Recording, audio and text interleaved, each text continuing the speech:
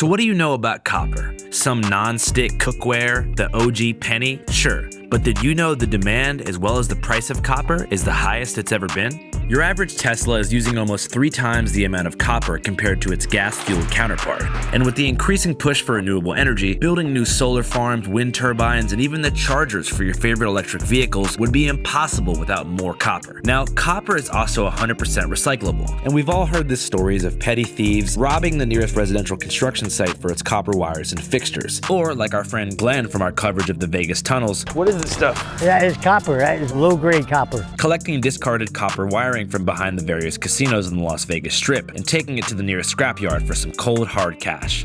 Do you feel happy with this amount? Nope.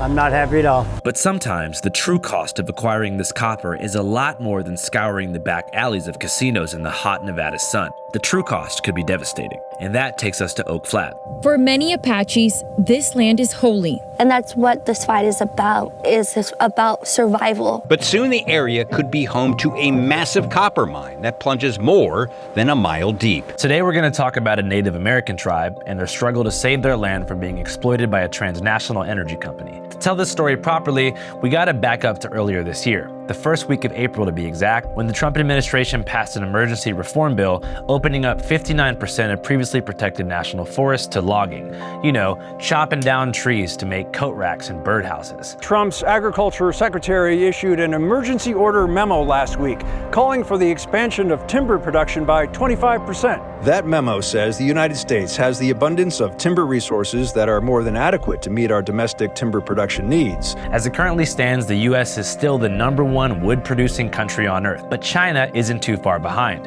and they've recently launched a forest plantation plan that allegedly would allow them to overtake us by 2050. Hence Trump's executive order, which opens up the previously protected forests to logging. And therefore, it's time to open up 59% of all National Forest Service lands for logging. Which sucks ass. John Muir once said that between 2 pine trees is a door, leading to a new way of life. And if I wasn't scared of bears, I'd be at Yosemite right now. The conservation of America's majestic landscapes, especially in the West, is something I've been eternally grateful for, especially thinking back on the RV days living in the Valley of Fire State Park in Nevada, hanging out with bighorns and putting a plan together to start taking journalism seriously. If these tasteless, cash-hungry developers had their way, that never would have happened, and the entire American West would look like Henderson, Nevada, with Scottsdale-style gift shops on every corner, selling hollow memories of bygone frontier. But it would truly be a shame to deprive future generations of access to these sorts of sacred places, under the lame justification of job creation or beating China in some kind of resource arms race. But here we are. With Trump's new order came not only a change in protected forest land designations, but also sweeping budget and job cuts to the environmental protection boards, who are tasked with either approving or denying the construction of things like uranium mines or nuclear power plants on federal land. Of course, these budget cuts connect to the Doge and the newly estranged Elon Musk, aka Kekius Maximus, the most powerful culture war victim in recent memory, whose solution to the very real nonprofit industrial complex issue was to fire teachers and baby formula testers, among other things.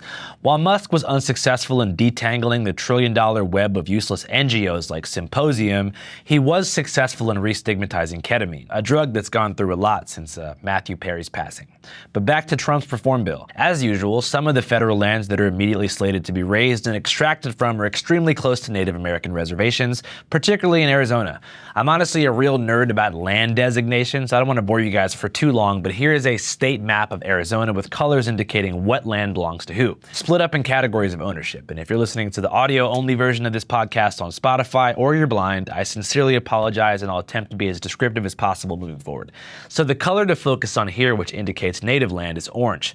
Every other color, including National Forest, Bureau of Land Management, National Park, National Wildlife Refuge, and military, is all more or less owned by the same entity, the federal U.S. government. And because Arizona is mostly a Trump-compliant red state, state park, county, and state land trust designations are kind of under the same umbrella. So you will notice there are 5 major clumps of orange-colored Native American land. In the upper northeast of Arizona is the largest reservation in the state, the Navajo Nation, home to its own language and 168,000 residents. In the southwest part of the state, you have the Havasupai and Hualapai reservations, the indigenous inhabitants of the Grand Canyon, many of whom live an isolated and insular lifestyle lifestyle, numbering about 1,600 residents.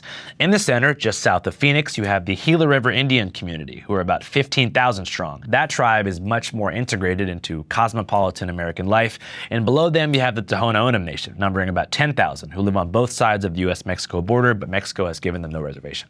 Last but not least are the Apache, who live an hour east of Phoenix in the San Carlos and Fort Apache reservations, which total over 3 million acres and will be the main focus of today's video. But before we get into all that, I just want to mention that the 5 tribes that I talked about, and I'm sure I'm missing others, have all been relentlessly targeted by energy corporations in the past decades, particularly in the nuclear energy sector. As many people in Arizona know, the Navajo and Havasupai lands are rich in uranium. And in our previous video called Havasupai Uranium Mine Protest, we covered a demonstration near the Grand Canyon that was held by a coalition called Haul_No, who were attempting to stop the construction of a uranium mine called Pinyon Plain Mine, which a billion-dollar Canadian corporation called Energy Fuels Incorporated was planning to build not only in the previously protected Kaibab National Forest, but overtop a freshwater aquifer that provides the remote Havasupai tribe with all of its drinking water. Protesters and Havasupai tribal members were concerned, and reasonably so, that the underground infrastructure of the uranium mine would pierce their aquifer and then poison the drinking water, among other things.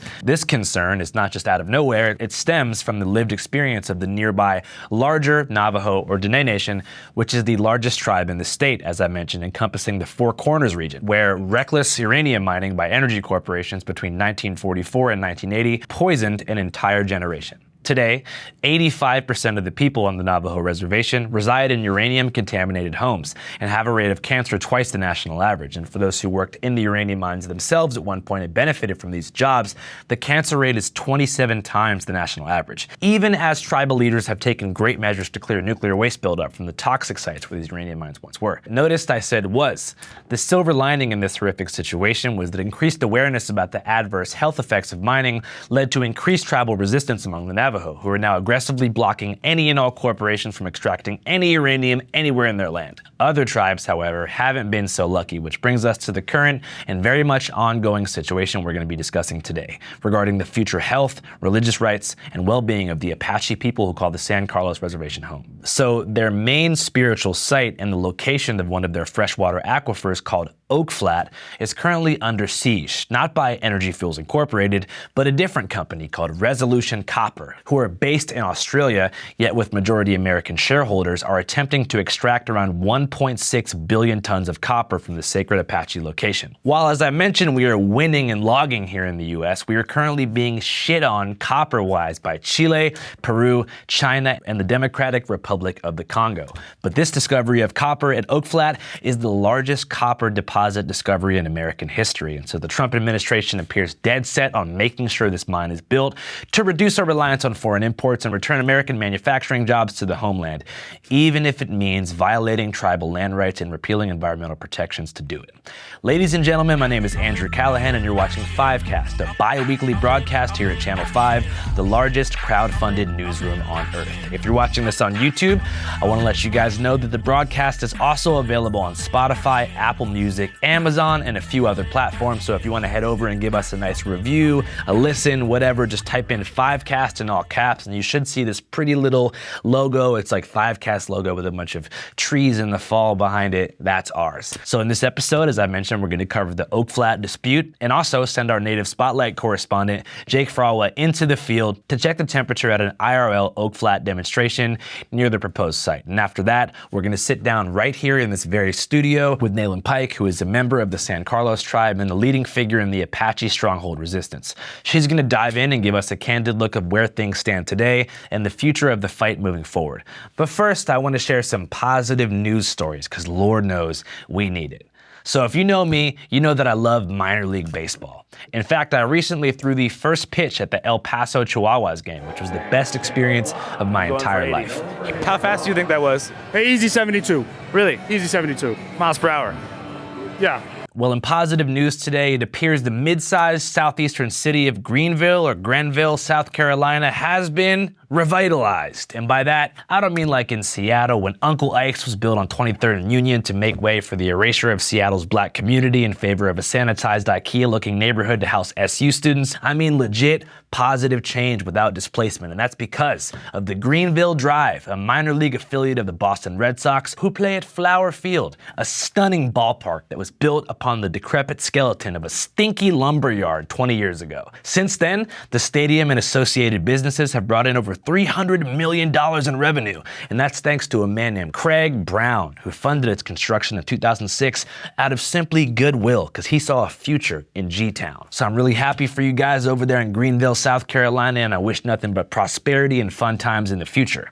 I actually just left Charleston, deep in the southeast of the state, where I'm working on a documentary about the Gullah Geechee dialect, language, and the psychotic schemes of developers at Hilton Head Island. It's gonna come out soon, don't wanna say too much, but next time I do go back to South Carolina, it might be kind of refreshing to get a nice change of pace in the upcountry, if you know what I'm saying. Our next story is about something that not long ago felt damn near impossible: the death of the American cigarette, or at least the slow, smoky crawl toward its funeral. According to a massive new study published in JAMA, which tracked 1.77 million people over the past 30 years between 1992 and 2022, smoking rates are dropping across the board in the US, especially among young people who seem to have collectively decided that smelling like an ashtray and slowly suffocating isn't worth the look, even if Mac DeMarco is smoking a rollie. Lead researcher Dr. Matthew Stone at UC San Diego broke it down like this: if current trends hold, national smoking prevalence is on track to dip below 5% by 2035.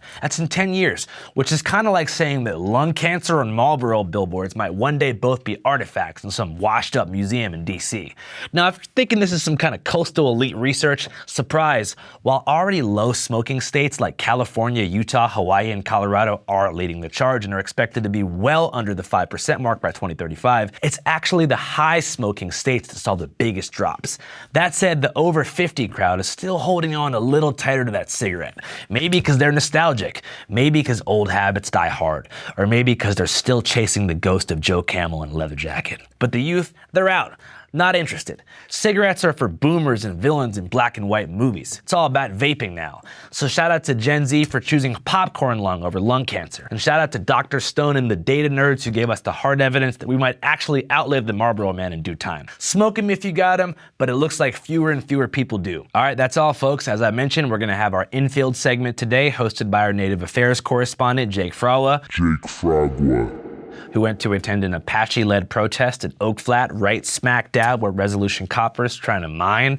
So I want to show you guys that. But first, a word from our sponsor. What's up, people? Let's take a quick break here to see how the media has been covering the ongoing Oak Flat land dispute. As we know, different outlets push different agendas, shaping the story to fit their own narratives, which is why independent reporting matters, and we here at Channel 5 are 100% committed to bringing y'all raw, unfiltered coverage straight from the streets. But before we hit the streets, we get informed, using what, you might ask? Ground News. Ground News is a dope-ass news aggregate. It lets you see exactly how different media outlets, left, right, and center, are covering the same story as it unfolds. Here you can see, using the Ground News bias distribution tool, how the left and right are covering a judge temporarily halting plans to transfer the Oak Flat land to the copper mine company. The left-leaning Truth Out headline reading, Trump's race for green energy resources is not about climate, it's about greed. While the right-leaning Herald Review headline reads, in southern Arizona, community opposition to mining grows in towns that once depended on the industry. You see what they did there?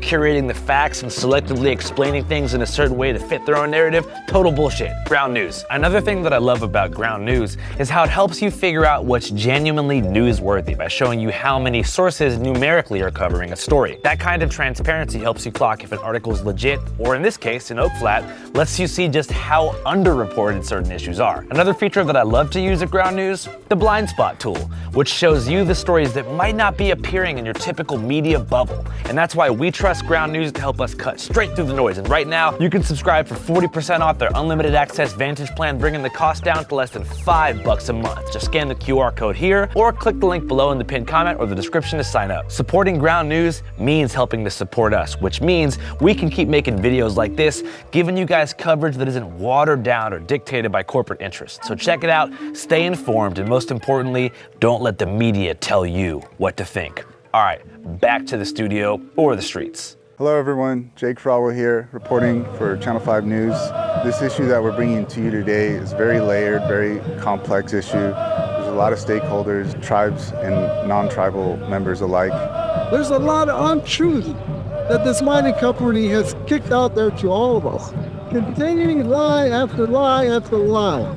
And we're here to bring you the issue from the people on the ground. So today I am here for the Save Oak Flats prayer. This is kind of like a spiritual, religious gathering of Superiors, people that support the Save Oak Flat movement. And we're all convening here where a lot of people know this place as a place where we sit in protest, where we sit in prayer, and where we bring community members up.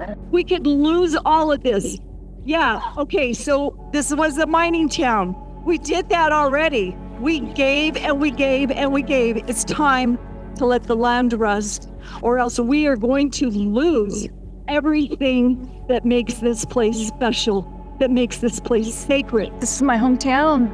I'm fighting to save it, you know, against a worldly corporation that does not have a good reputation, you know, and all the destruction that they've done throughout the world with their mining. They just haven't been transparent like they say they have. Our mayor, our council, it's like they're all in cahoots. They're all gung-ho for it. And what we need to let them know is that they are not speaking for all the people in Superior, for the majority, actually. So Resolution Copper has been here for decades, and in that fight, what happened is a Midnight Rider with John McCain in 2014 slipped in a bill called the National Defense Authorization Act, and in that transfers over the land of Oak Flat to Resolution Copper, and the United States government is allowing a foreign mining company to yet come inside U.S. territory and take away natural resources and sell it. It's all about the water because that's what sustains our life, and it has for thousands of years. Here in the desert, it's important that we protect every single drop. They reference our agriculture industry as the lettuce bowl of the world. We produce so much lettuce and so much leafy green,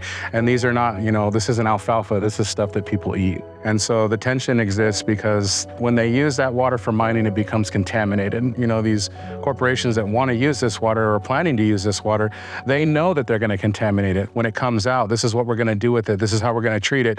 You know, after we've treated it, that we're going to stamp on there, and it means that you can use this water, and says who? And so, of course, we're going to be upset because we know no matter how clean they say it is or what their stamp of approval means, that one way or another, that water is going to make it to our lands. It's sad to say that this destruction is going to be going off, and like, we don't even want it. You know, Apaches don't want this. Here, I'm really thankful for this little cup of water, and, you know, for them, this water means nothing to them. I think what's contaminated, you know, I think it's forever that. Like, how do you undecontaminate that when it's so much chemicals already built up in that?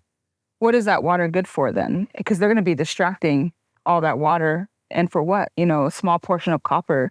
We are in a situation where things are dire. And this is 2025. Why are we still following old tactics for progression?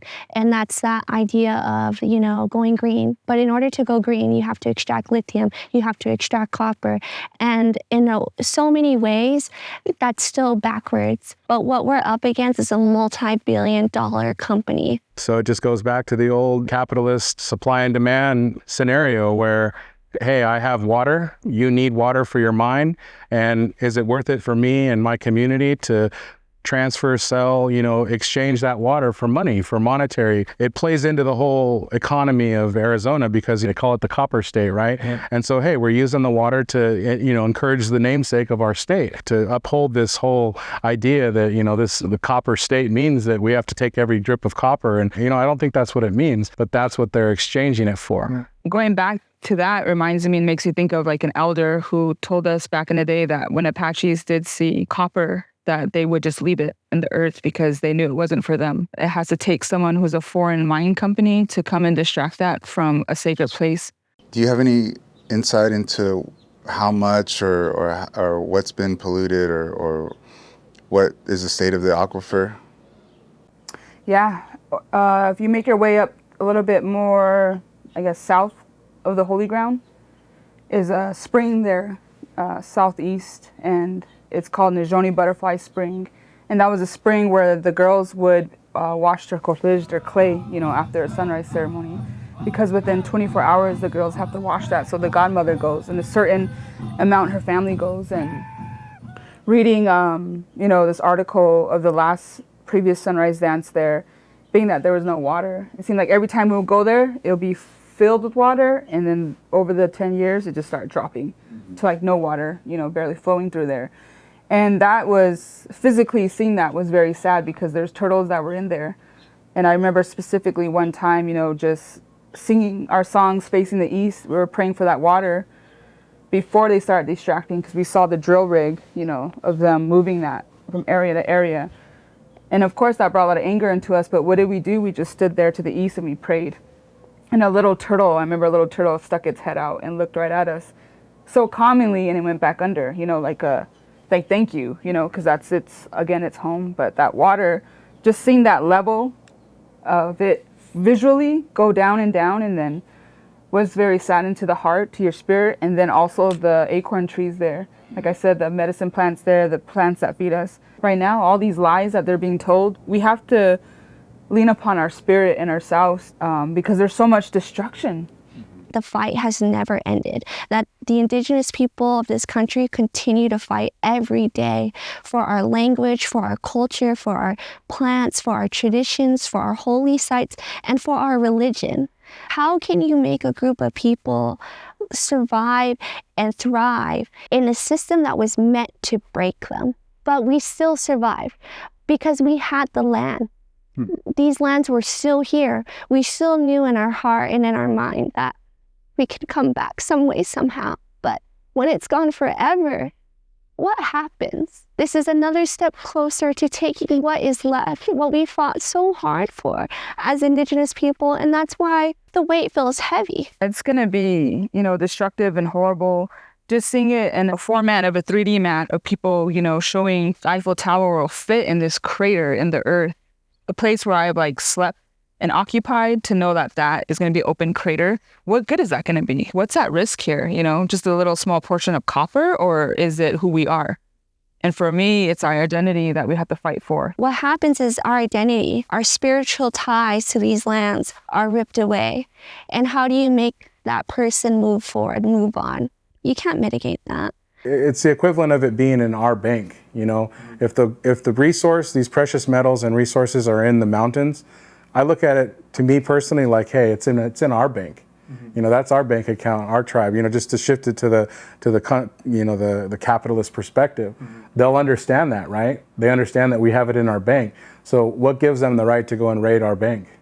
If the courts don't want to stop it because they're already figured out a way to prove it and make it look like they gave us due process, then that's on them. But that water is still our resource to squander or to protect.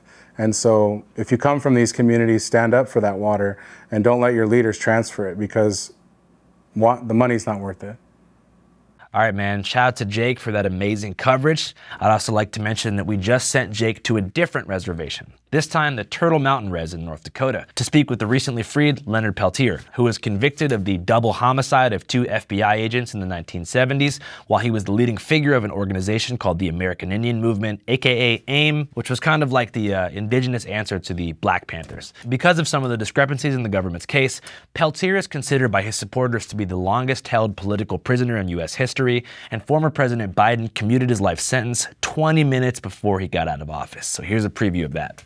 Today is a victorious day as our relative is here in the flesh. President Joe Biden commuted the life sentence of Leonard Peltier. The 79-year-old has served nearly 50 years in prison after being convicted for the 1975 killing of 2 FBI agents. A young man who's spending his life in prison for something he almost certainly did not do. Leonard Peltier and others killed Williams and Collier in cold blood on the reservation because they happened to be there at the wrong place at the wrong time. He's considered by a lot of people to be America's longest serving political prisoner. People today don't understand the FBI of 73. They went after Martin Luther King. It is in that context that Peltier was gone after. The Peltier group, who could have just driven away, came to the agents' cars, Williams and Collier, and killed them both at point blank. I think I speak for all FBI agents. It's a kick in the balls.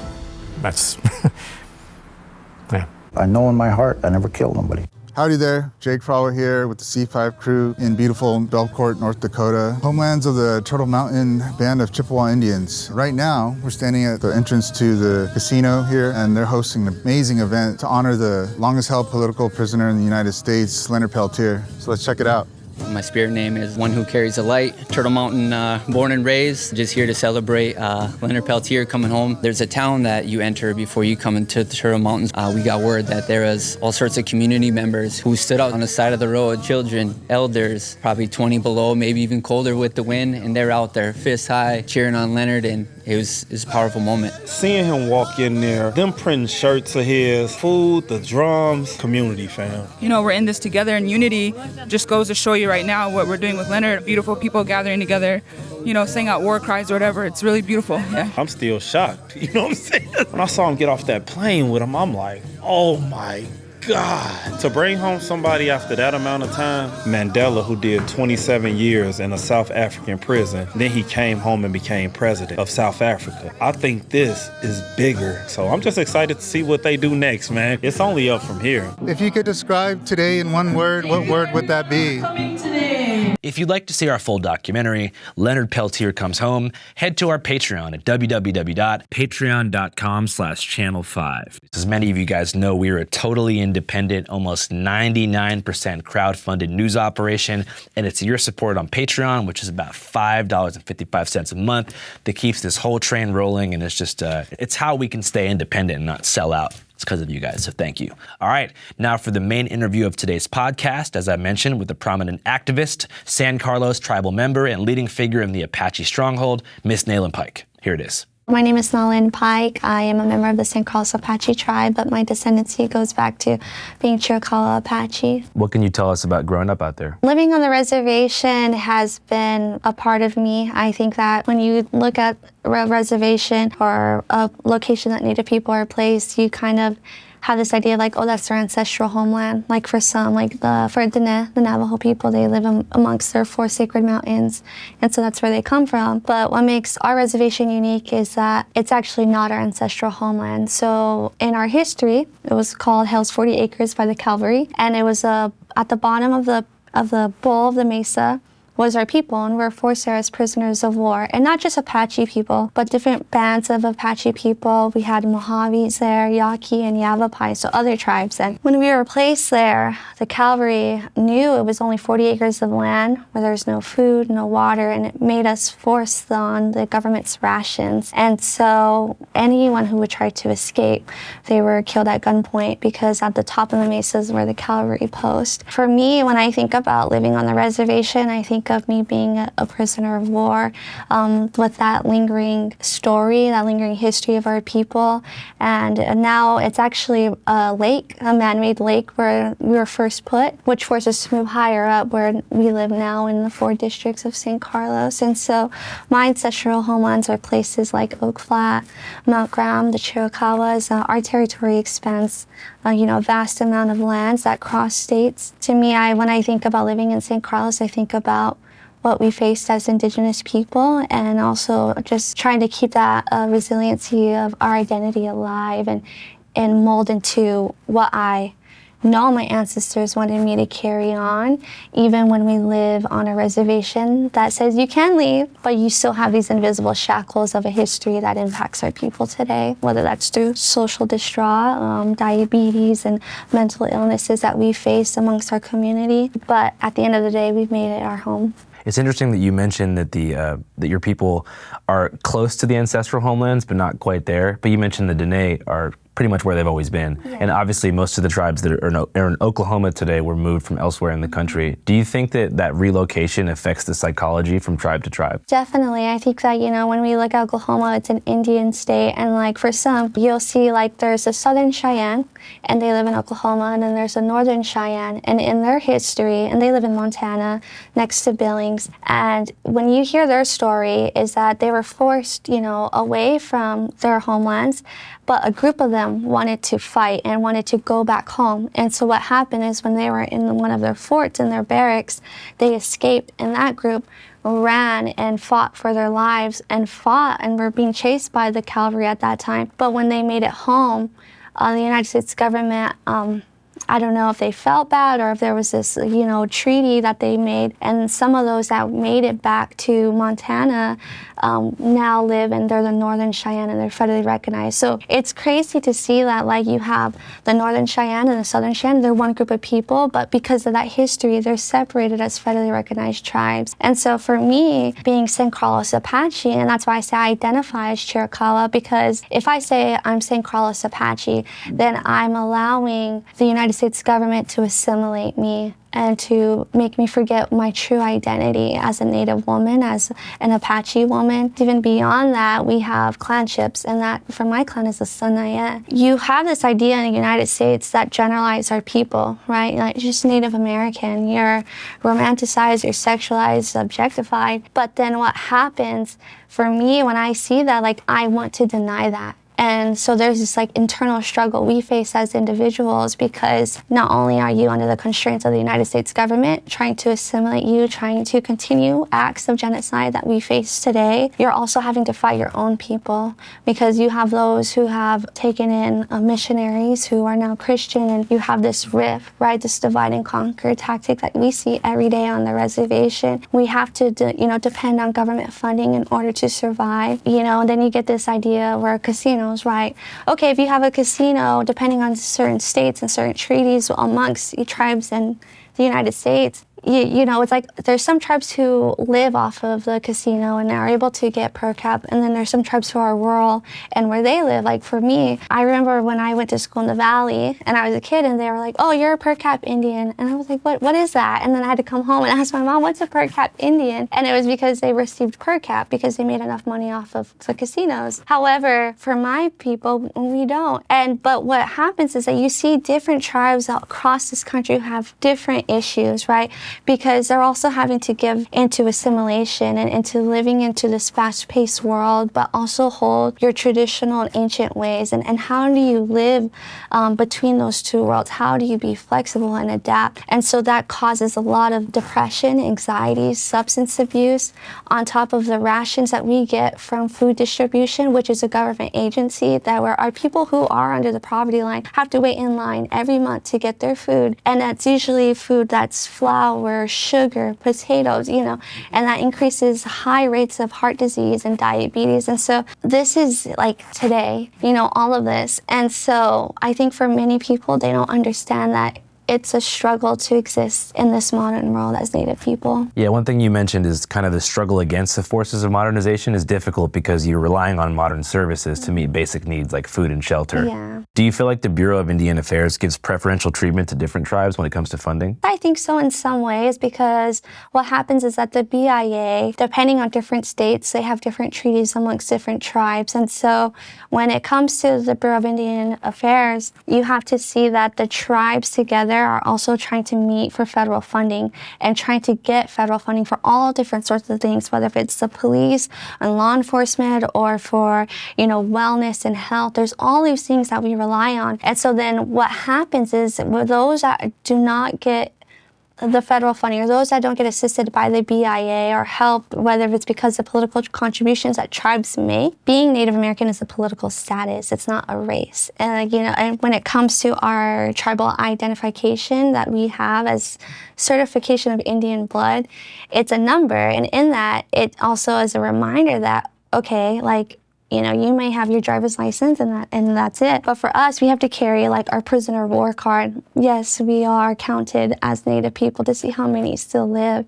And so when all that, it comes to the population, and then also governments, tribal governments have to make their own contributions to politicians that will also go in and lobby. So you see this political game at hand when it comes to Native people and the federal government. Mm-hmm. And you still live out on the reservation? Yes. Have you ever thought about moving to a major city? Part of my life, I lived in the Phoenix area in Mesa, and it was interesting because when I lived on the reservation in high school, it was completely different from when I lived in the Valley. I remember one time when I was in school, I was in kindergarten, and when you're intermixed, Native people are we're not a lot. And so I remember they're like, okay, Pilgrims and Indians. And this is in elementary school. And they already picked me. I didn't get a choice to be a Pilgrim or Indian. They're like, you're an Indian. And I was like, what? Okay. And then I remember telling my mom, and then we were painting, the flag. And my mom had to be like, do you know what that means? Do you know what that represents? And to us and to our family, what we teach our children is that each, stripe represents a colony, right? The 13 colonies. In order for those colonies to be here, they had to murder our people. Those stars that are on there, in order to have those 50 stars, our people had to be placed as prisoners of war. So when we look at that and when we stand for the flag, whether it's through the Pledge of Allegiance or anything like that, national anthem, she always told me, you can choose not to do it. And so in those schools in the Valley, and I would fight and argue with the teacher and explain to them, and I'm like this little crazy res kid arguing with the teacher, and it's like, yeah, I have to keep fighting for that and making people learn and understand. And so having to live in the Valley and living that fast-paced life taught me to be proud of who I am and to hold my head up high. But interesting, when I moved back home to the reservation and I was in high school, I remember walking around my own peers who were the same color as me, came from the same res as me, and most of us were like family or know each other, and I could see them walking with their head down. And I was like, why are we walking with their head down? Like, where's this pride? Where's this, there was just, the energy was just so low. The school that I went to was a border town school. And it was, so when we were there, and I could see just all of my peers who came from San Carlos were sad. And then I realized that the racism on the boarding town and all of that really hurt our people and even hurt the young ones and my own peers at that time. And so it was just a huge difference being able to see, what it's like to struggle living in the Valley, in the city, and then what it's like to, being in San Carlos and going to a border town school. So even with the drawbacks of resources living on the reservation, you prefer that to the spiritually parasitic nature of the Phoenix Valley? Yeah, because it's the concrete jungle. Especially Phoenix. As somebody who's lived in multiple major U.S. cities, Phoenix has got to be the worst for the spirit. I don't know if it's the architecture, the time in the car, just the temperature, and this is no hate to Phoenix, but when you're there, I just imagine if I wasn't from a major city and my first place was Gilbert or Mesa, I'd be like, I'm going to go live in the wilderness for the rest of my life. Yeah, I mean, every weekend we would go back to San Carlos when we lived in the Valley, and I remember seeing, when you look at Superior, right, there's those canyons, and I remember, once I get through those canyons, I'm back home. And so that was our marker. And then when I look back at that moment, I realized in Apache history, that those canyons were a marker of we're entering back into Apache territory. So I was like, I question that. Is that my, do I resonate with that because that was a part of my history and I just didn't know, But I definitely agree with you. The concrete jungle in the Valley and just the way it is, it's definitely hard to survive. So moving to Oak Flat, we sent a correspondent to cover the prayer run and some of the action that was happening around San Carlos and Oak Flat about a month ago. What has changed since then and what is the current status? Okay, so when we did our run, we were running to do an emergency injunction with the Federal District Court in Phoenix. We were there to stop it because what happened is through Trump's, wanting to exploit natural resources and be domestic, he pushed for copper, and copper is on the critical mineral list right now, and that included Resolution Copper. And Resolution Copper was supposed to have a final EIS, and that's a final environmental impact statement, and there was a 60-day notice for that to be finalized. And so when we had found out that that was pushed out, we did the emergency injunction and went to the district court and did a prayer run from Oak Flat. And in that journey, 2 days after our hearing, we got good news that the federal court, through Judge Logan, granted our emergency injunction. However, a couple weeks after, the Supreme Court denied our case for the preliminary injunction. And so the current status is that Oak Flat is set to be finalized and transferred over to Resolution Copper on June 16th. And so it was a good victory, and then it just completely 180'd with the Supreme Court and what they want, is that them not granting to hear our case. So it's probably going to happen. Yes, if on June 16th. But right now, what happened yesterday is that Lance Nosey, the founder of the Apache Stronghold, is going to to repeal the Supreme Court and see if we can get it reheard. So the motivation for having Oak Flat be a place for Resolution Copper to mine, it's mining, right? Yeah. Is to produce more copper domestically so we can take power away from our adversaries, China, other places that are politically against us. Yes. And so what happened is, the Oak Flat mining project is going to be the largest copper mine in North America. And for years, this fight has been for over 30 years, and it was on standalone bills. And so Resolution Copper would put it through the Southeastern Land Exchange. And when I was 13, I testified against it in front of Congress, and that was Bill S339. And when it would never go through. It would never hit, the House would never, pass it, the Senate would never pass it. Each time they put a bill in that was standalone. But what happened was in 2014, through John McCain, in a midnight rider, slipped into the National Defense Authorization Act. And the NDAA, what that does is fund our military. So it's one of those must-pass bills. And so President Obama at that time signed that. And that's what caused to where we're at today, to us to get that taken back, and so that we could continue to protect Oak Flat. But in that whole momentum, that's most of my life, because in 2014, I was only 14, 15, and now I'm 25. And we're still here with the Supreme Court. What it has taught me is our own resiliency in these current fights and having to stay strong to protecting Mother Earth. Yeah, last time I covered something like this, we went to a protest around the Havasupai tribe, which was in the base of the Grand Canyon, and they were protesting a uranium mine that was supposed to be built by a company called Energy Fuels Incorporated, that was a Canadian energy corporation. And one of the things that was confusing to them is President Biden had promised to protect their ancestral homelands from resource extraction, and then went back almost immediately. But if you do some research, you see that there was actually the government was actually subsidizing the production and extraction of these resources. Mm-hmm. So oftentimes it seems that politicians on the face will do something that appears to be good faith to different tribes, and then they'll turn around. I don't know if they're pressured by big multinational corporations, but they'll betray what they said in the first place.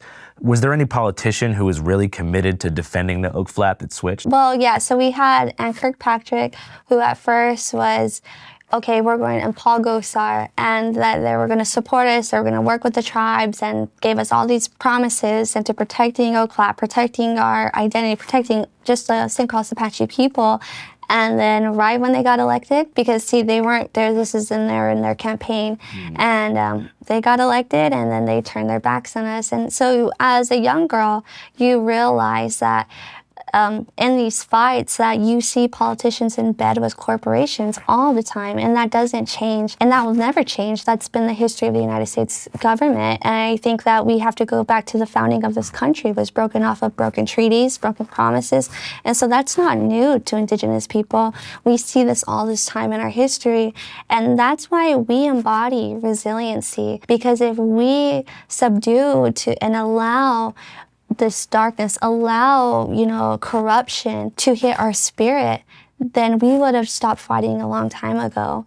And so this essence of Apache identity, Indigenous identity, and being stewards of the land and taking care of the earth has always been a part of us, and I cannot let that go. And so when I think about politicians who want to destroy Oak Flat, and I say, even if we won, even if we win and Oak Flat's protected, there's going to be another dirty politician. There's going to be another corporation. There's going to be another, because we're going against the oldest evil, and that's greed. And greed is in all of us. And so Apache people, Native people, and the allies that are part of the Apache stronghold are going to keep fighting, because this fight will last forever. What do you think corrupts these politicians? Is it just a force of capital? Is it just money, or is there something deeper? I think it's just money and power. That's what I've always seen. I've seen people who at some point you think that, okay, they hear me, but there's always a better choice. There's always an easier way out. And, at the end of the day, we always hope and pray that we fit in there, that the spirit somehow, finds the crack, as like we see the plants that find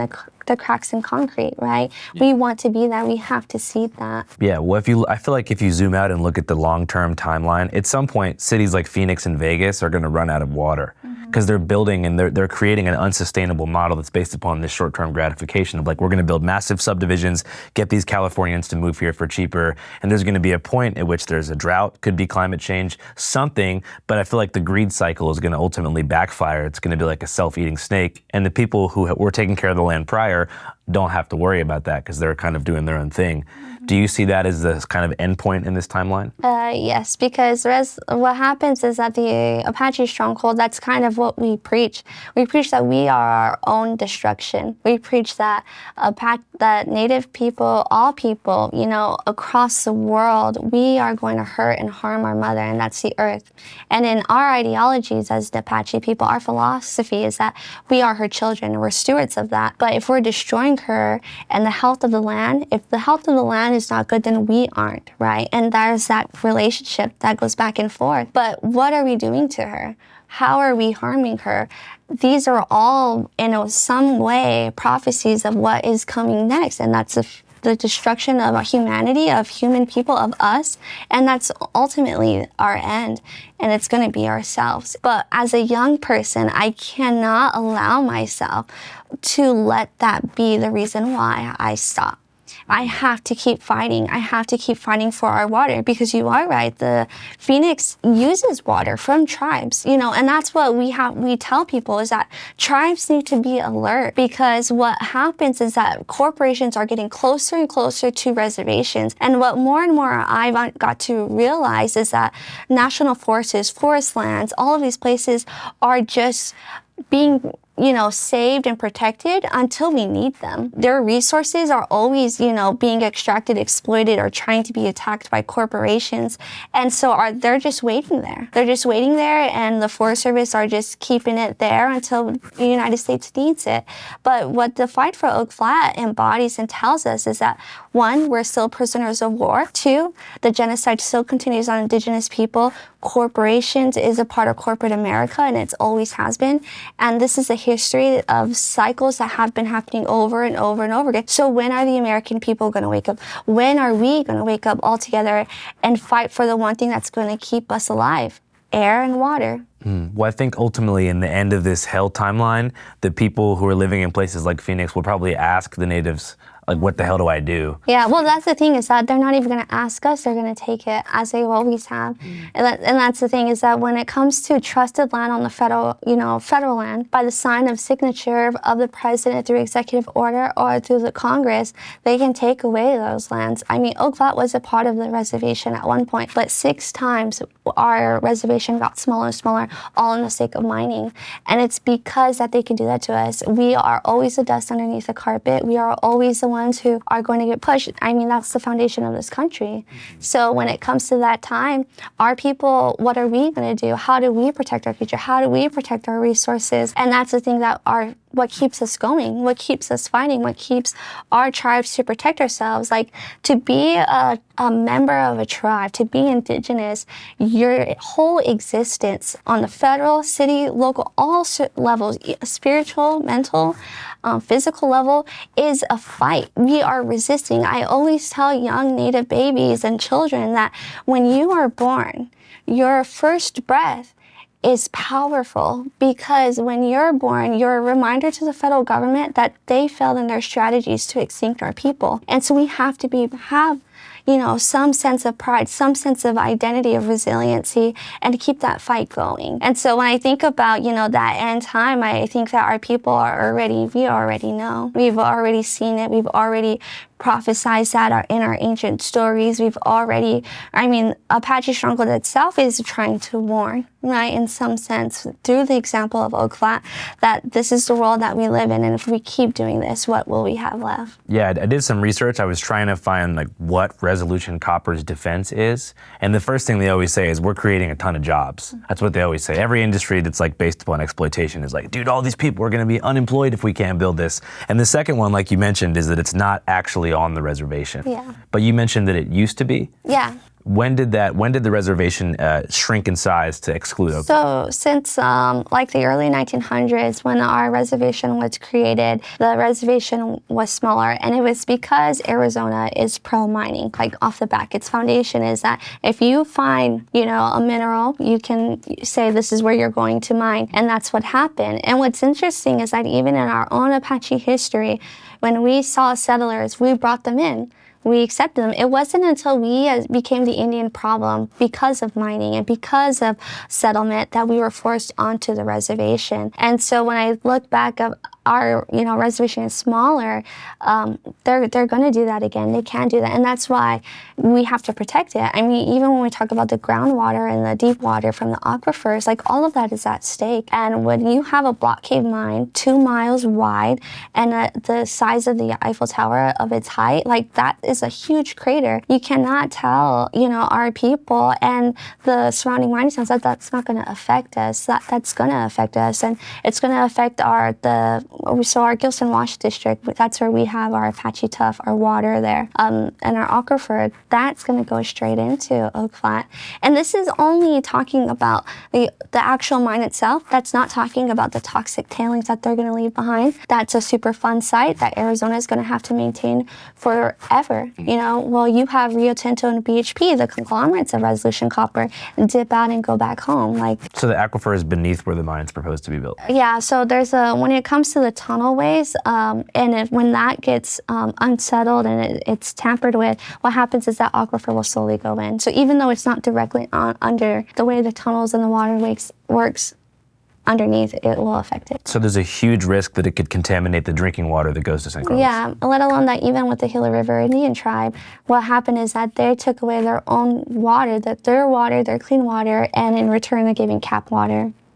Reclaimed water. Where do you get that from? That's from the sewage and from toilets and things like that you reclaim. Yeah, because I know they got their water rights back, but the area had already been diverted to Phoenix, so it was pretty much like a dry lake bed. Yeah. So your grandfather was one of the founding members of the Apache Stronghold. Yes. Do you think that he had a major influence on you growing up? Oh, definitely. I think there was definitely one moment where I realized that he was doing something important, and it was in the town of Superior, and it was for Oak Flat. And I remember him standing on a stage, and he was wearing a bulletproof vest, and I was looking at him, and he was talking about Oak Flat and trying to warn the people that this mine was coming. When you're like 6 years old, you don't really understand everything that he's saying, but for me, I at least knew he was fighting for me, fighting for the young people. And so watching him as a chairman, as a councilman, and now founder of the Apache Stronghold, I definitely feel that my grandfather has impacted me, not only, through the values and teaching, but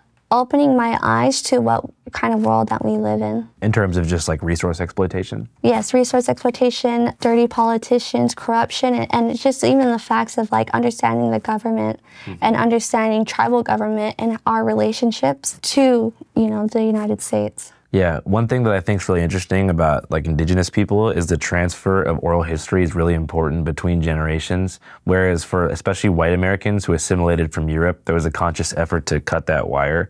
It's like my family came from Ireland, but we don't know anything about it because there was this almost frenzy to become normal or just kind of boil into the melting pot. Yeah. And so we kind of cut that line. What did your grandfather ever tell you about what his grandparents told him? Yeah, so my grandfather, the one thing that I really love, especially because, and in Apache ways, and for different tribes, we all have our own ways of teaching, our own roles and things like that. But in terms of Oak Flat, my grandmother, my great-grandmother, my aunties, and my mom would take me to Oak Flat during our acorn season where we picked our acorn.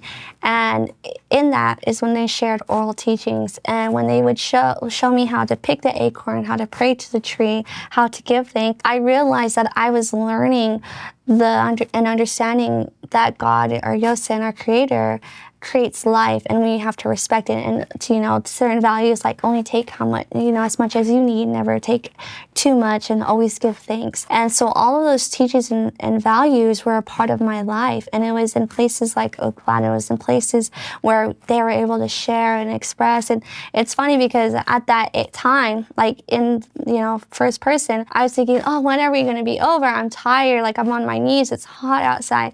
But as you get older and you look back at your life, you see those important teachings. And with my grandfather, because Apache people were runners, and we've always embodied that running into our lifestyle, and it's like a spiritual connection to our bodies and to the earth.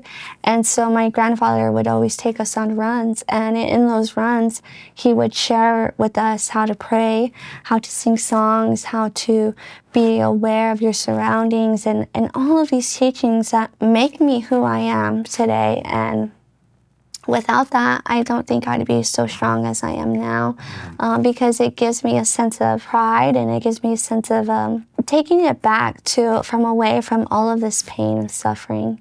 Because when you live this life, you're hurting. You're constantly fighting. But when you have those moments, like those teachings, it's all worth it. Do you remember some of your last conversations with him? Yeah, so my grandfather was recently on CNN, and so he was talking about that. Is he alive? Yeah. Oh.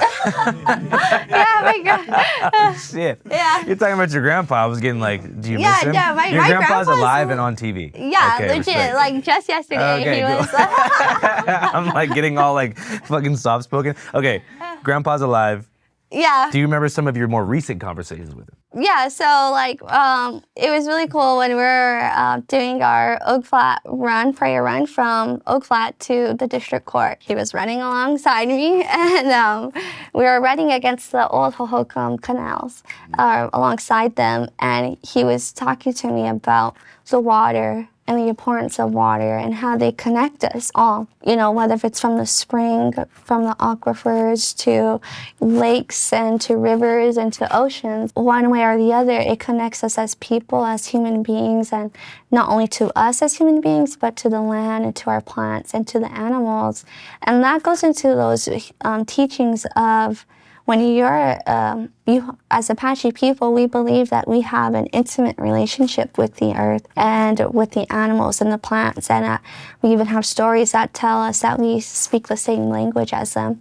And that connection is gone, and it's because of assimilation, and it's because of genocide. And so when I hear those stories and hear those teachings from him, I know those are the things that I want to pass down to my children when I have them. Yeah, you mentioned genocide and also linguistics there. And one of the big tenets of colonization, especially during westward expansion, was the erasure of indigenous languages. It was very successful in a lot of places. I think with the Mojave people, there's only 1 or 2 speakers left that are all in their 90s. On the Tohono O'odham reservation, there's about 250 speakers. With the Dene and Navajo people, there's a lot more because they have Duolingo and they have Disney translations. For San Carlos and for your people, how many indigenous language speakers do you think remain? I want to say maybe less than 100. And what's the average age? And they're going to be older. They're like elders in our community. Yeah, and that is something that we're fighting for, is our language, because we have only one department, and that's the Apache Language Department.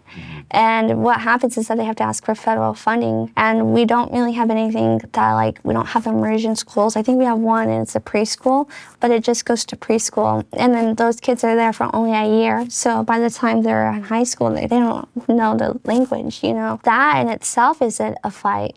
But what happens is that with San Carlos is unique. So in San Carlos, like I said before, we have different tribes, right, including the Mojave, the Yaqui, and the Yavapai. There's 7 bands of Apaches, and there's even hundreds of clans.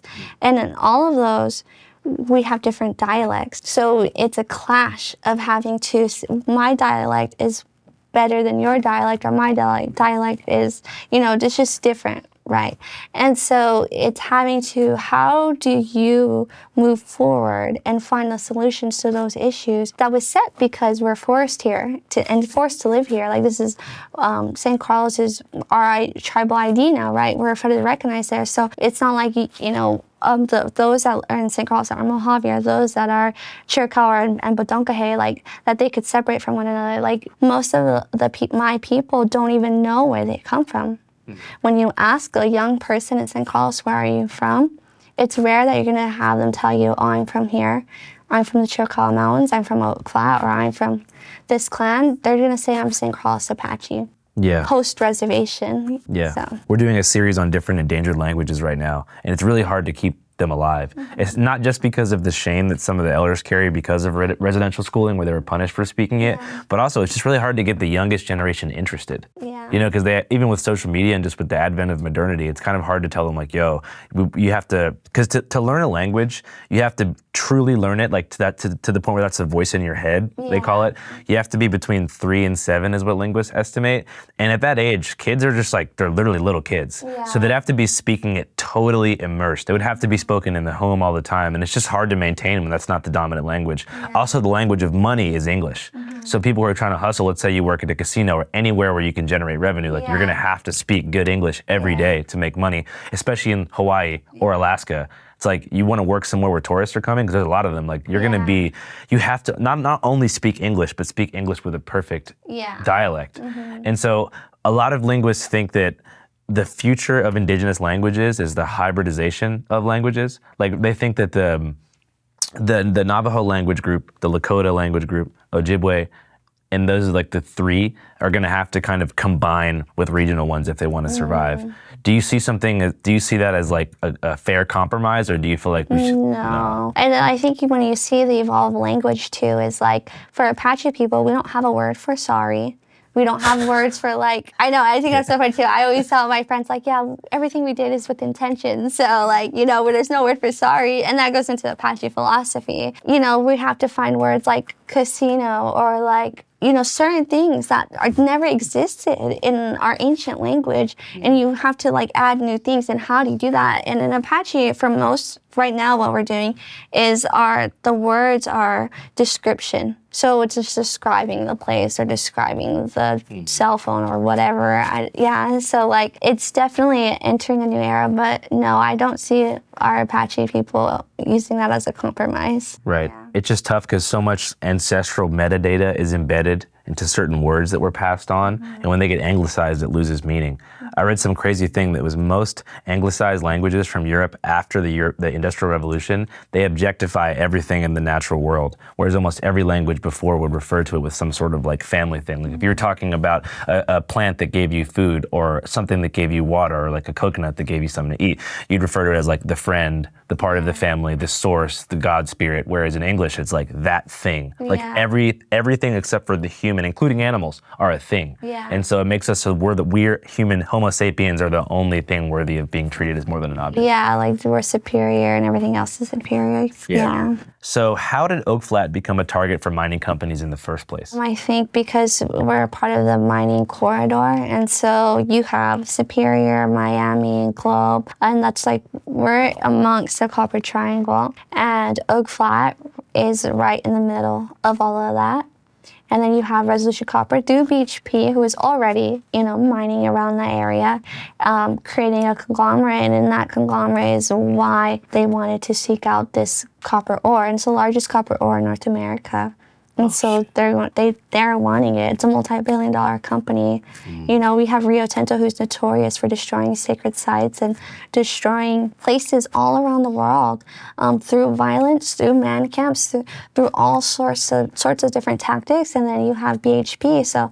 And they came together, and for years, like this has been a 30-plus year fight of them trying to extract this copper ore. What are some of the main negative health impacts that could come as a result of the construction? I think that through the block cave mining process, because it's so deep into the earth, no human can work there. So everything is going to be used with technology and robotics.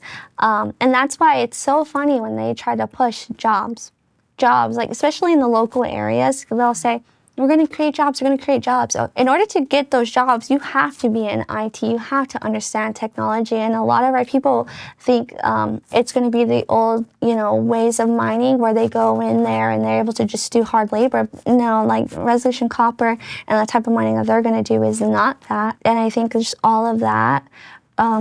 And what we've seen in the history of the local towns is cancer. A lot of the young men and the women who went to work in the mines for most of their life, they had cancer. And so we tried to, you know, those people come out and they say, don't support the mine. You know, if Superior has a group of people who have been affected by that, or if their families have been affected by it. And that's why we say it's not just an Apache fight. It's not just a Native fight. Like these corporations are cornering these small towns, making them believe that this is the only way to thrive. This is the only way to live and support your families. And that's not the case. Like copper is 100% recyclable. Why aren't we not going out there to abandoned buildings and reclaiming those coppers and using those? But well, some people are. They're just homeless. Yeah, exactly. And then There's other people like who say like, no, we have to mine. This is our only way. But that's not true. And they say they're going to supply the 25% of the demand needed for the United States, but the rest of that copper is going to China. Like we have no smelters here that are going to process copper. So all of it's going back. And that's why some of the judges, they're saying, how did this happen? How did this happen in Congress? How did this? And it's because this is corruption. This is called politicians being corrupted. This is how it works. And, that's why we have to wake up the American people. Yeah, I like how you said demand too, because like that's demand for now. It's not as if there is an unlimited well of copper at this place. Like it's demand until it's used. Yeah. It's not like copper is just being generated like all the time, like some sort of mint facility. And a lot of times, and this is what we've seen in the old mines, in those mining towns, is that they will project, right, like so many years. So in this case, Oak Flat, they say that it'll have 40 years of mining for the copper supply. But a lot of times it doesn't last up to the projection of the years of the mine that they say is projected. So that 40 years, it probably might not be 40 years. Even if it is, that's nothing. Yeah. 40 years, I mean, 20 years for ago, the Lil Wayne, devastation of a religious sacred site that we go to pray to, like that is a violation of our human rights. It's a violation of all of we have our ancestors buried there. We have medicinal plant ceremonies that we do today. And we even have ceremonies that are supposed to happen in this next fall. But if the transfer happens, what do we do? And that's why it's such a burden on our people, because this is, they can force us, kill us, and put us on reservations. They can try and, take our babies, put them in residential schools. They can put us in the Relocation Act, take our young men and women to San Francisco, to Florida, to all these places and say, this is where you're going to live now. And in all of that, we survive. And I feel and I believe, and my people believe, that the reason why we were able to survive all of these different acts of genocide is because we had our spiritual places, our holy sites still there. So when those are gone, because our oral history, our teachings, our values, our religious teachings are all taught through the land. Our language is connected with the land. Our songs talk about those lands. Our prayers are entwined with the earth. All of it is embodied into us as human beings. And when that's gone, a tree can't grow without its roots.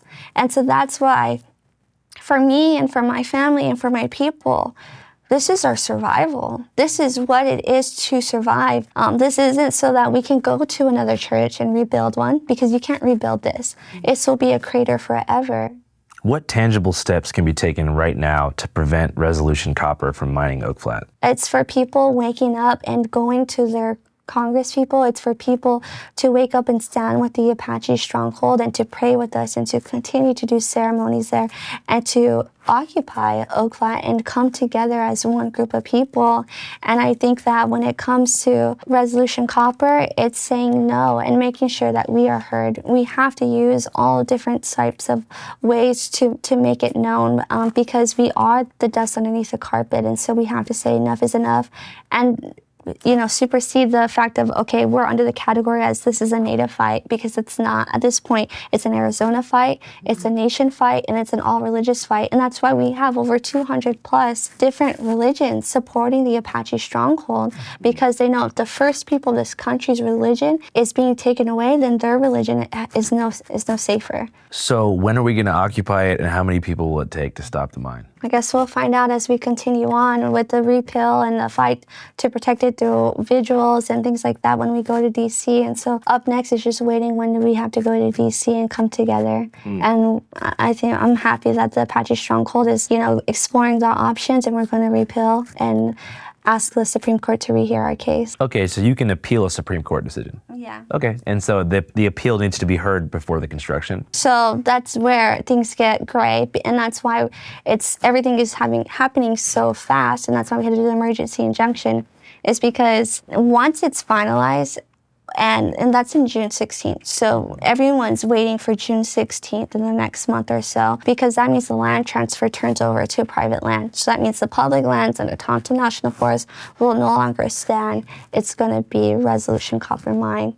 And that's why everything is being pushed. And so we'll see. Everything is just is a waiting game at this point. Do you think there's a conspiracy that's kind of like that's engineered by Hollywood and these corporations to suppress these kind of stories? Because I noticed that every time I cover an ongoing struggle with native land rights and stuff like that, it gets shadow banned. Like, this might not show up in many people's discovery boxes. But what does get a lot of airtime is stories that claim to be like celebrating or like reminding Americans of the horrible things that happened to indigenous people, but they're kind of, it's hard to explain. Like the Hollywood movie Killers of the Flower Moon, they give you the impression that like the fight is over, like it was really sad, it's time for us to remember it. It's kind of like slavery movies. It's like, why are they showing this? It's almost a psychic tool, I think, to remind people that they were subjugated and controlled, while allowing people to kind of like feel bad as a form of penance for a very short period of time.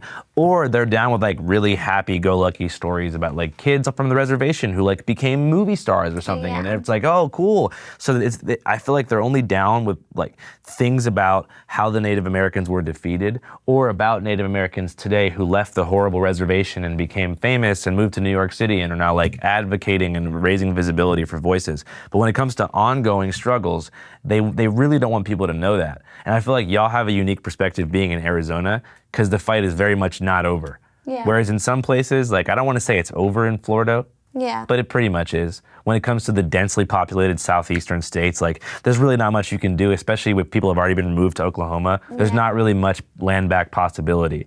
Do you see Arizona as the frontier for the land back movement? Yeah, I think indigenous people for sure are. There's, you know, us as Apache people, there's those that are in South and North Dakota that are fighting for land back, like the Black Hills or certain places like that. But right now with the fight for Oak Flat, because it hits our religious, you know, rights, it definitely makes it in the forefront. And that's why you have tribes across this country standing behind us, because they know that each tribe that's federally recognized are going to be impacted. Our religious freedom is potentially going to be stripped away through this case and through Oak Flat, because we're allowing Resolution Copper, a foreign mining company, come and destroy a completely holy site where our religion is intact with. And when you take that away, then what does that say about Indian country? What does that say about our religious rights?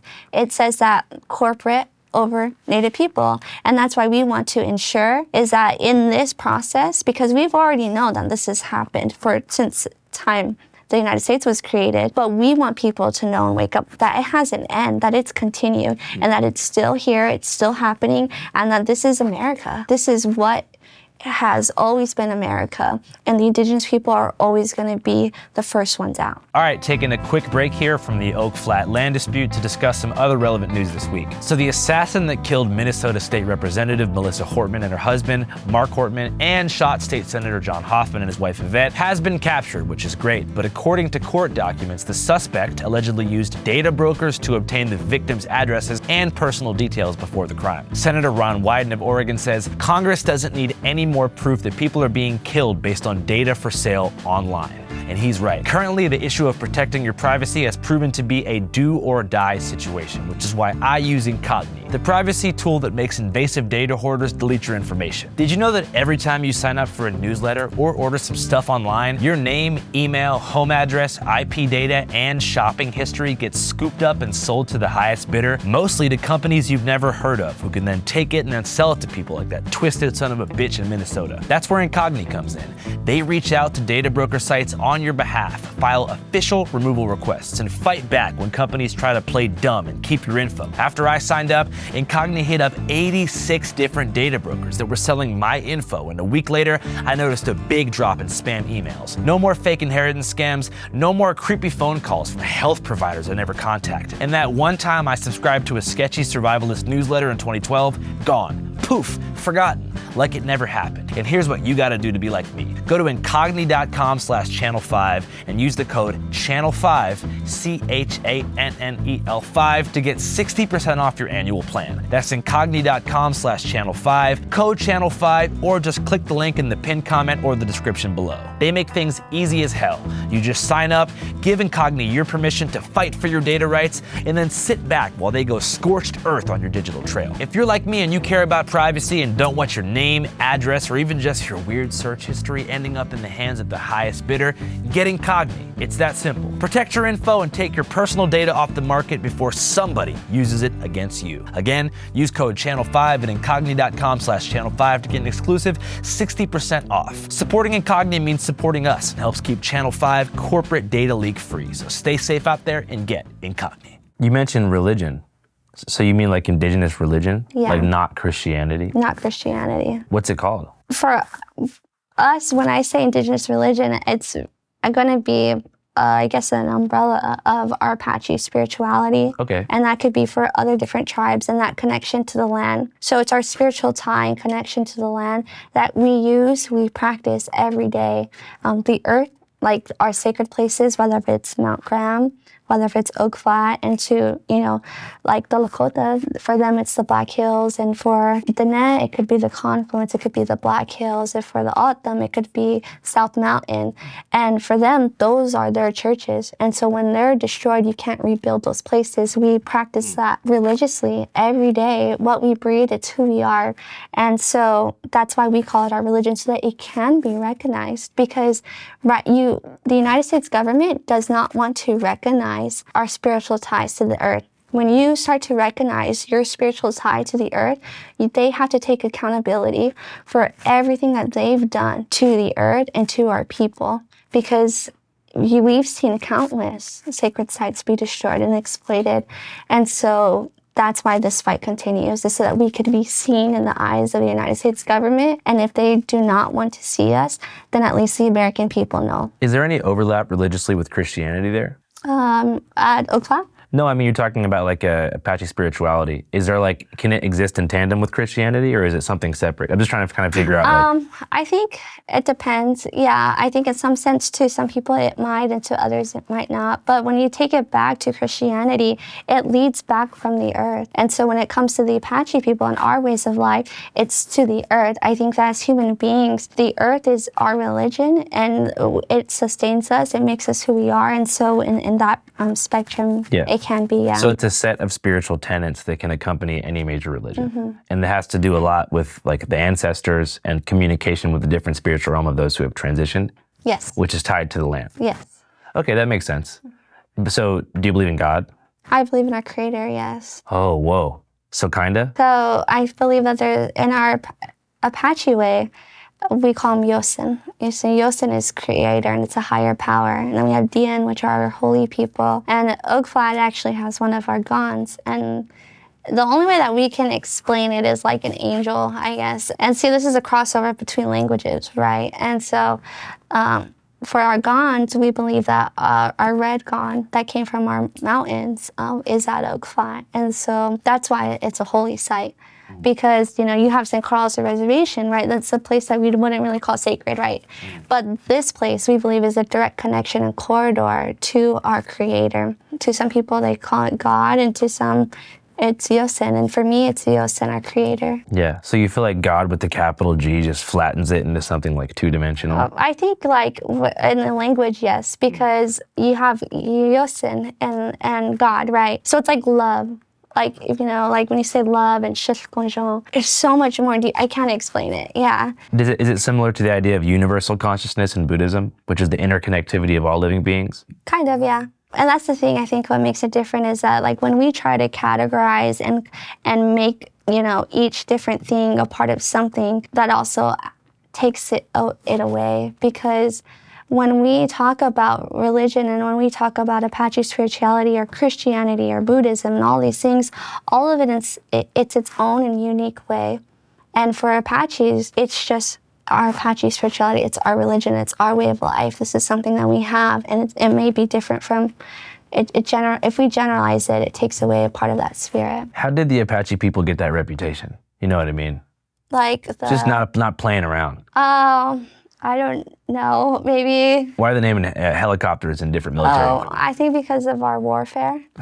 Because of how we fought the settlers who came in, and when we did the guerrilla warfare, right? And they say the Apaches were down in the canyons and we couldn't, find them, but they were there the whole time. Or some of the things that they would say was when the cavalry were trying to chase certain groups of Apaches, that it would be Apaches could travel 80 miles a day by foot.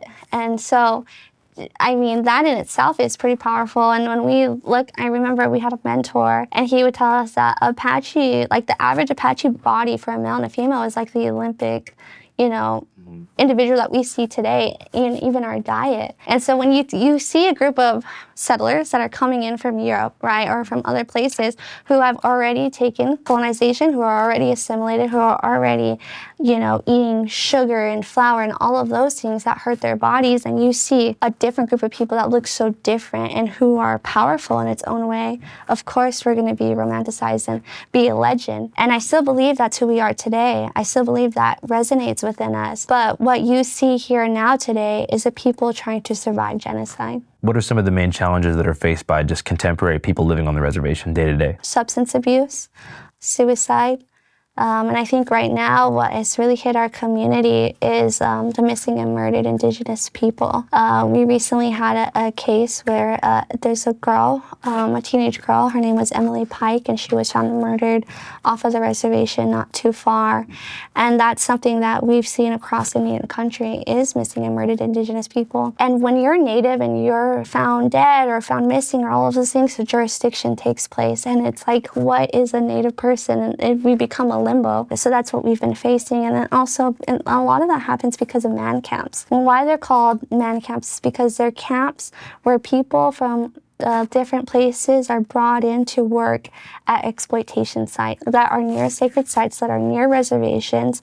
And so when we see them coming, and that's one of my biggest fear as a Native woman, is that if Oak Flat is going to turn into Resolution Copper, because Rio Tinto is known for that, and they're going to have a man camp. What does that make our women and girls and our boys unsafe? And so these are the things that we face. We face so much, and even like missionaries on reservations, and that still occurs to this day. So man camp violence would be dudes who are like blue collar, who are coming to work for some of these energy companies and have no connection to the area. And you're saying they just take advantage of people for sport? There's countless stories across Indian country where that happens. But yeah, like you said, it's one of those things that we preach, we're yelling like, this is what's happening, this is what's happening, but the media just doesn't want to show that. Yeah, I always saw the missing Indigenous stuff, and I was wondering if that had anything to do with tribal police cover-ups. It could be, but a lot of it could be from man camps. But see, a lot of these cases they're still open, or they're cold cases that they've never found anyone. And when they do, sometimes it's even just non-natives that are from the surrounding towns that get a slap on the wrist. That's crazy. I know that there's also different tribes in Montana right now that are experiencing the cartels using their reservations as distribution centers and taking advantage of some of the sovereignty loopholes.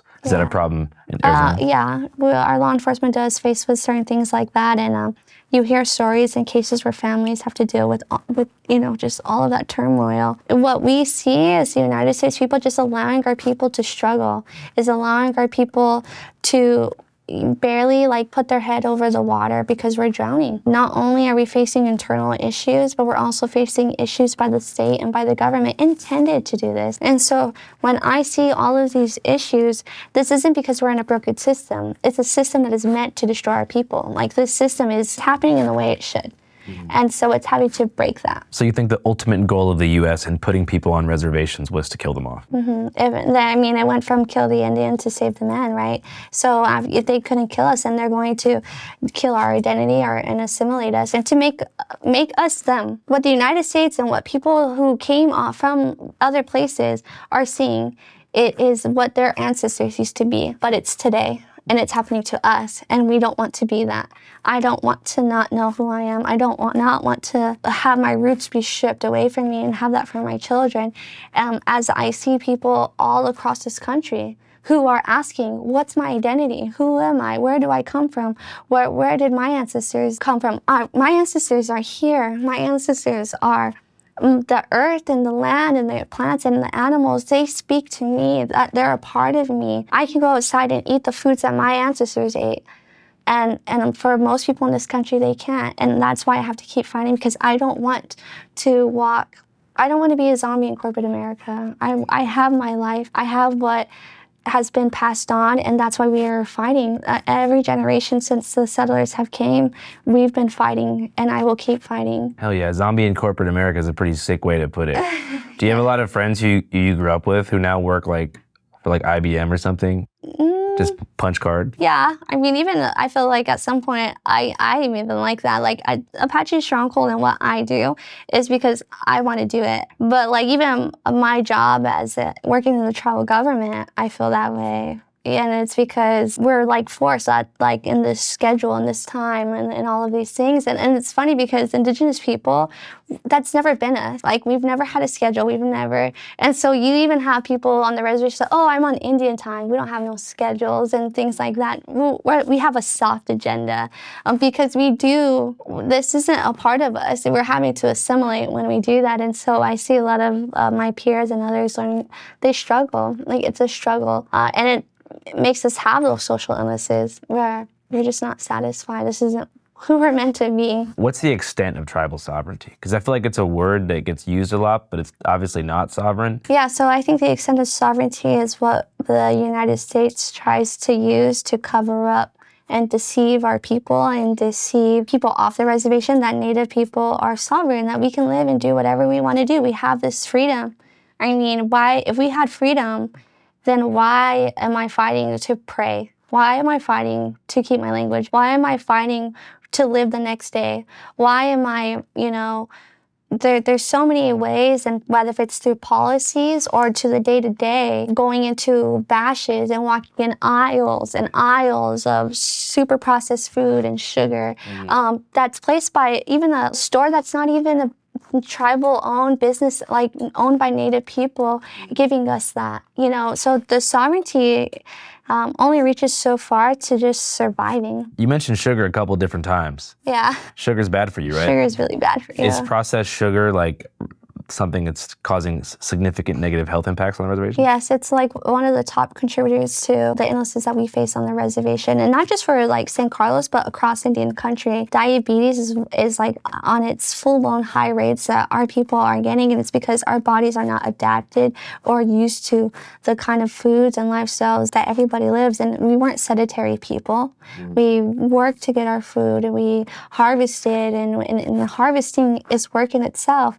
We ran, we hunted, we did all these things that our body has not evolved to be able to consume what we consume at the high rates that we do. And then, when you see places where we're in what is like a food desert, right, where we don't have an option, like most of our people don't have vehicles to leave the reservation. And when they leave the reservation, the next store is like 20 minutes away on either side.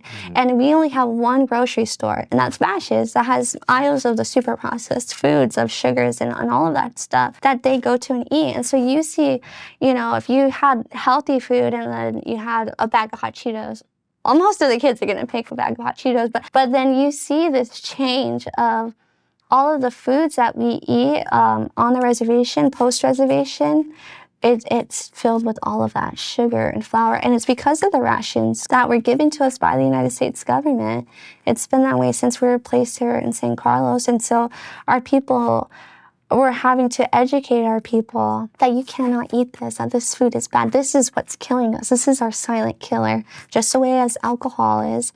Alcohol and that was used to give to people when the reservations were first created and said, here, you're in pain, you're sick, here's alcohol. And that's where alcoholism was born on the reservations. On top of that, you have PTSD, because we have trauma from being killed and our women being raped or our children going missing, broken families. Our men were no longer able to hunt and provide and hold that strength and protect our families. All of that was taken away. And then you're going to tell us that this is what we can eat. You can't harvest. You can't do this. You can't practice your ways of life. You can't hunt no more. And it's going to cause alcoholism, which is also high in sugar, right? So there's a genetic intolerance to process and refined sugar in a similar way that there is to alcohol? I think so, yeah. Yeah, that makes sense. That also makes sense why there's so much obesity in Mexico. The high rates of obesity and when it's tied to diabetes it's so high on reservations right now. And so it's just trying to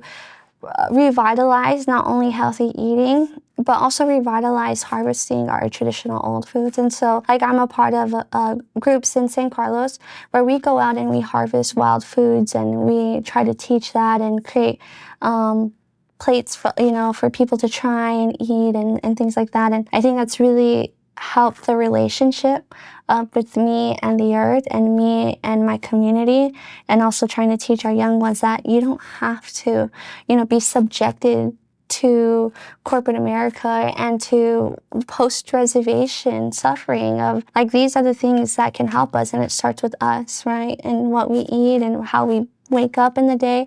Those are a part of all of our philosophies. Like, being Apache is not like what it's like to be read on a book. It's not like we suffer, but we also survive, and in yet some small ways we thrive. And I feel that that sense of thriving is when I'm eating prickly pears, when I'm eating namajega, which is sorrel fruit, or when I'm eating tunkuja and drinking and trying to find ways to incorporate this in my diet. And I feel like that, in this small sense, is an act of resistance. That sounds great. Do you want to give a message to somebody out there who maybe is about 15 years old inside of Bashes right now on the reservation, about to walk out with a tall boy of Steel Reserve, which is beer, and then a bag of hot Cheetos and submit an application to work at a man camp in Oak Flat? Dude, that's going to kill you. Our ancestors are not. Well, my thing is, would your ancestors be proud of what you are doing? Because I know that your ancestors did not die for you to walk this path. I know that they've seeded you to be like your ancestors and carry that resiliency and carry that identity of what it means to be Apache, of what it means to embody freedom. The Apache people have always believed in freedom. But when we take in that journey to allow corporations, to allow genocide to be the weight on our shoulders, then we continue the invisible shackles. So it's time to break those invisible shackles. Just somewhere where people can keep updated as to, like, how they can get involved or something like that? Yeah, so we have a website, and it's apache-stronghold.com, and that has a load of, press releases and documents, hydrologist reports, geological reports that are for Oak Flat, and ways to contact the Apache Stronghold, and also to contact their own senators and congresspeople. We have a huge amount of resources on there that if you want to know anything and everything about Oak Flat, it would definitely be on that website. Well, I hope it doesn't get built. And if it does, we'll pay some mercenaries to go set it on fire. Yeah, for sure. We'll use our Patreon subscriber money to hire a private security force to commit arson. Yeah, Resolution Copper will not win. Who's the CEO of Resolution Copper? Well, I'm not sure, yeah. Fuck him. What happened at the airport? Okay, so I was supposed to actually fly to Montana, to the Northern Cheyennes, and when I went out there, it was for Sacred Run.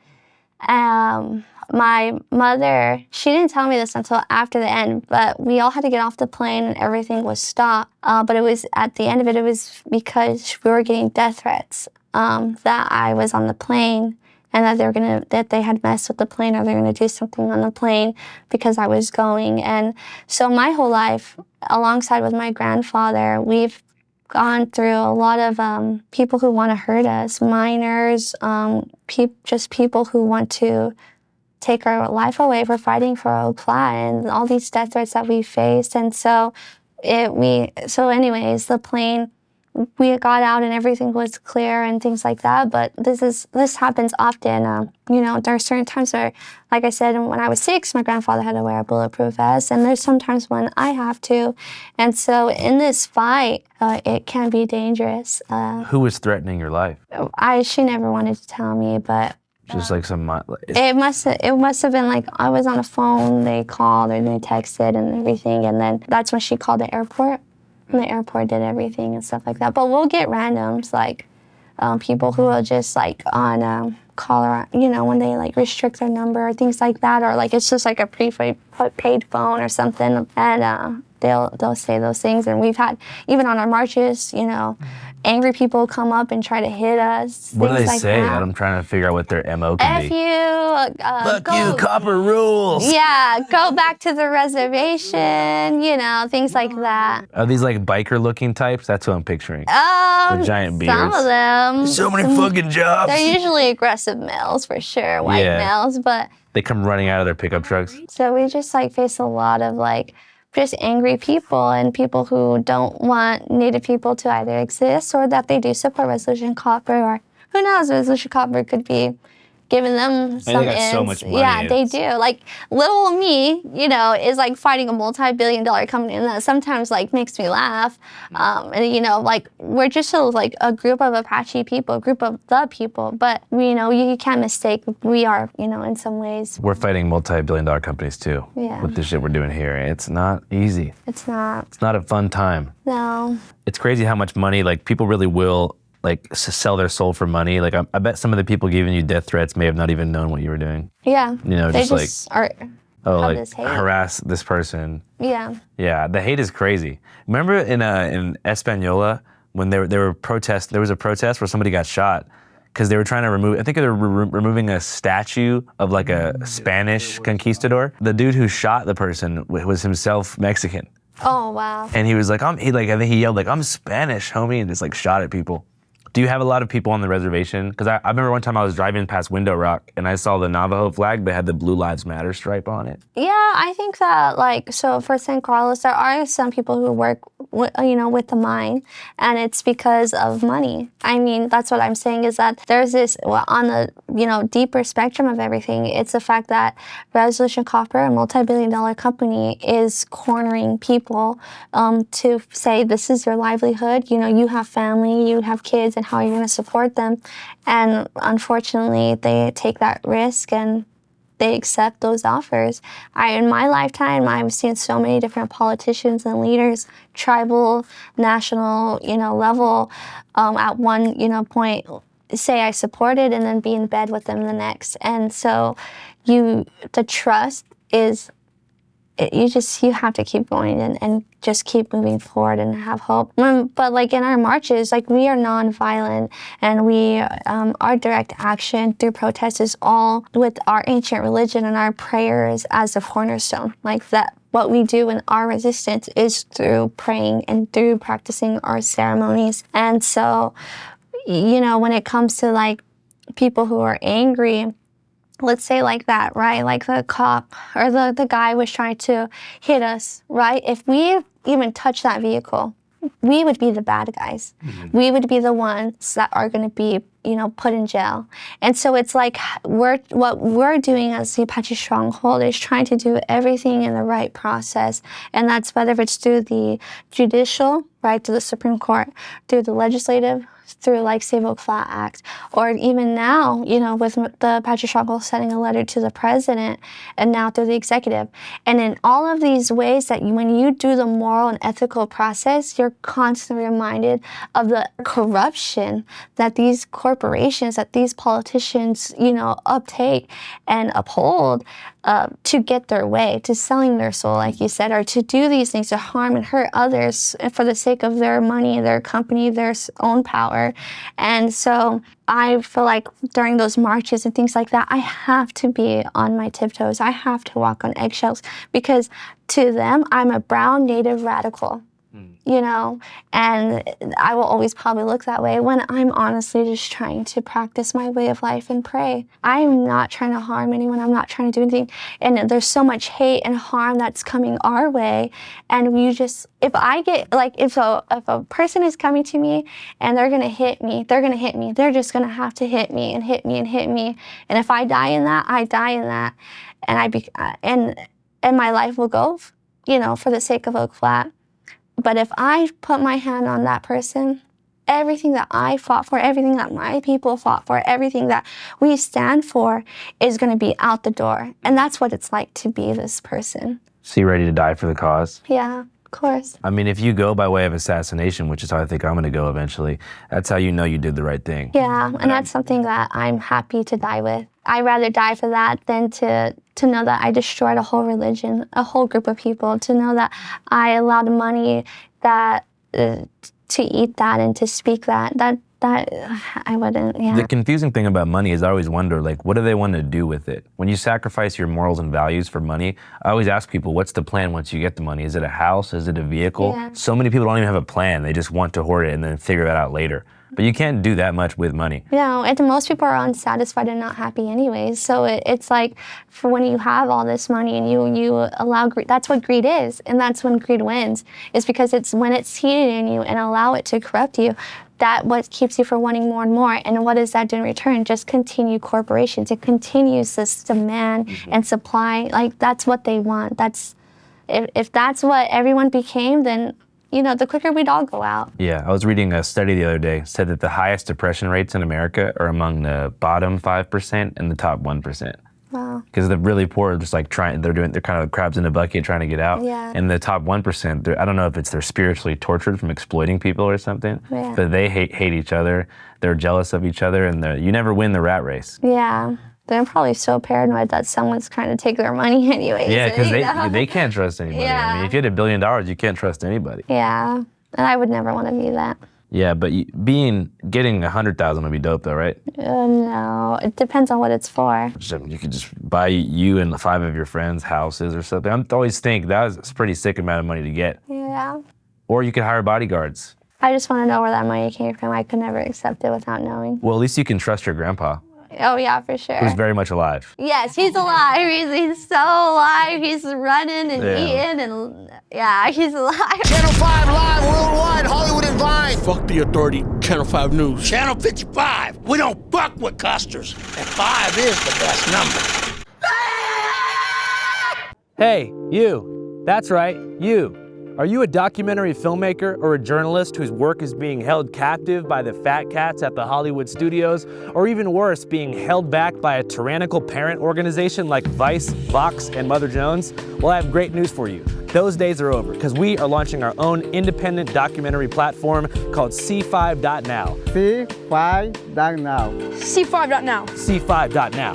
It's going to be available on smart TV, iOS, and just a regular old computer. A lot of you guys might wonder, what makes C5.now different than Peacock or HBO Max or Tubi? And the answer is residuals. I know some of you guys may think that residuals is an HPPD symptom, but that's not the case. It means the proportion of streaming revenue that you get paid after your movie is on a platform. Most people get 10% or 20% of residuals, but if you got a film on C5.now, you're gonna get 55% or more of residuals. Yeah, it's gonna cost money. It's gonna cost $5.55 a month, much like the Dear Kelly film. But the thing is, that money's gonna go straight to the director, straight to the executive producer, straight to the people who actually put money into the project itself. So we don't gotta fucking break off fat chunks of change for all these fat cats telling us how to think. So if you have something you wanna submit, just do me a favor, email me that to submissions@channel5.news, and you too can be a part of C5.now. We're not gonna change your edit, but we will give some feedback if it's not that good, but it's almost there. Maybe less music. Put a little bit less music on there if you want to, but you don't have to. And that's key to Channel5.now. Suggestion, not enforcement. And the best thing about C5.now is you don't gotta be 18 to sign up. Content for all ages, not just adults. We're gonna have documentaries for kids about the history of Roblox or how to succeed in Minecraft. Maybe we'll have some Mr. Beast stuff on there, not sure. Maybe even other languages one day. Mandarin Chinese. Even if I spoke a different language, I'd subscribe. Tagalog, that's the main language of the Philippines. Speak a bit of Navajo if you want. And the best thing about Channel 5 and C5.now is we're gonna take those proceeds and support local business. Puedo comprar dos. Gracias, amigo. C5.now, everybody.